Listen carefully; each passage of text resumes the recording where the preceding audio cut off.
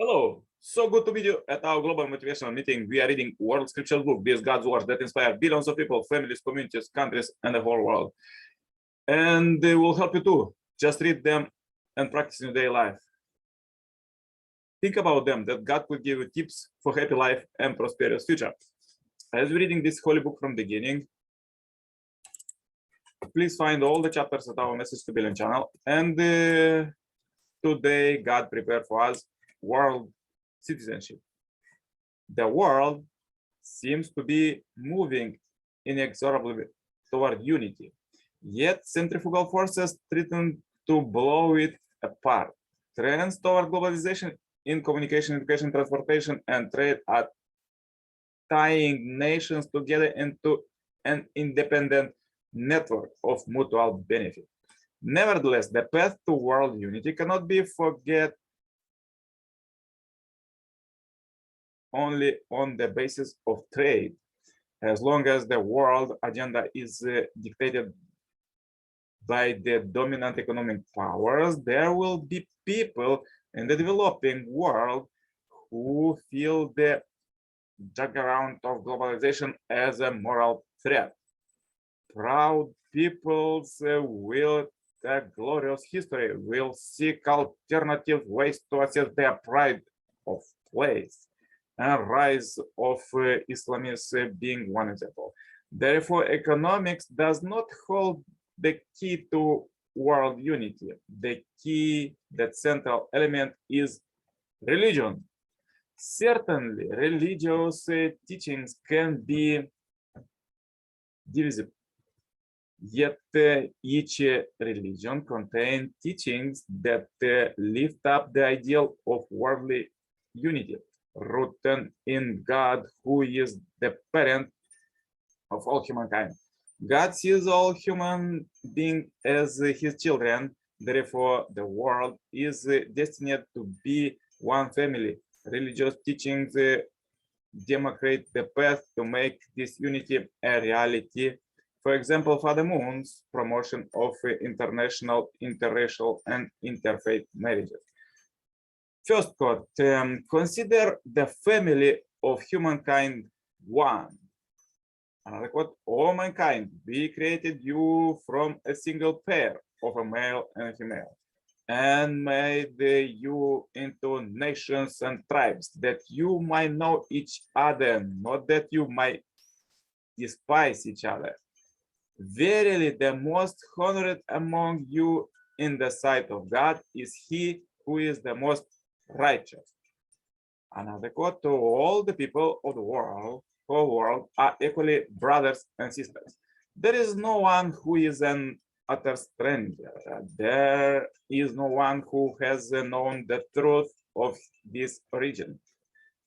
It is the very cause of the regret of security, God.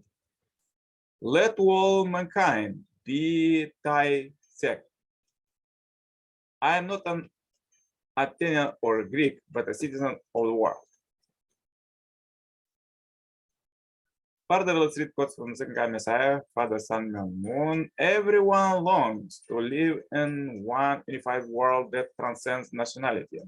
This longing springs from the inner world of the heart. It calls out from the ideal and heart of true human being. It is also the heart and hope of God. We have to transcend nationalism. A people should emerge whose hearts transcend ethics, loyalties, which loves other people more than its own people. From this time on, the definition of my country will need to expand. Although everyone has their home country where they were born and live in a larger sense, the entire world that God, our Father, created is my country. In the events of history, people strive for the sake of their nation. That is the human way of thinking. But how does God think? If God were to say, I only love America, then he would be the God of only America. In that case, when it comes time for America to perish, God will also perish. But God never thinks that way. His thoughts are far above human thought. He would promote the way of thinking that we ought to live by placing the world welfare above the welfare of our nation or our family. The reason God established America was for America to save the world. Yet Americans do not know that America must save the world. Only once in world history did a single nation become the center and the unity the entire world religiously and culturally. Was that not America when it occupied the whole world at the end of the World War II? President Kennedy understood this, and he encouraged America to help all the struggling nations of the world. In accordance with my cosmic teaching, we should make the world into one household. A home has a father and a mother. In this household, heaven is our father and the earth is our mother. A home also have brothers and sisters. All human beings are brothers and sisters. We are all part of one world family. This is the significance of the world. From the family pledge, our family pledges to build the universal family encompassing heaven and earth and perfect the world of freedom, peace, and unity and happiness. It is not about my personal freedom, peace, unity, and happiness, but rather the freedom, peace, happiness, and freedom of everyone in the universal family. The whole world is our family. When you arrive in heaven, you will not find people separated by national borders. People of all nationalities are assembled together. Are you prepared to live that way? Do you have such a universal viewpoint that you can embrace all people from the past, present, and future? You can enter the kingdom of heaven only when you have lived with the people of 7 different nationalities. Every being is situated in space relative to that is above and below, right and left, front and back. In the family, each person stands in relation to above and below, right and left, and front and back. This same pattern applies to the nation and the world. Thus, in the family, each individual should have a loving relationship with their parents above and children below, husband on the right and wife on the left, and elder sibling in front and younger sibling in back. Similarly, in the nation, each family, beginning with the president, should embrace families from all regions and then embrace all people of the world, east and west, north and south, as their brothers and sisters. We are ultimately responsible to create the model in our own family, which can be replicated on every level. Through this, we can finally build the providential house of God's desire. That house would be our nation, our world, and our heaven. And people of all 5 races will dwell there. Americans, Germans, French, Italians, British, and Japanese, all former enemies will gather together there. Yet, despite their past history as enemies, they will be unable to feel any enmity toward each other, no matter how hard they try.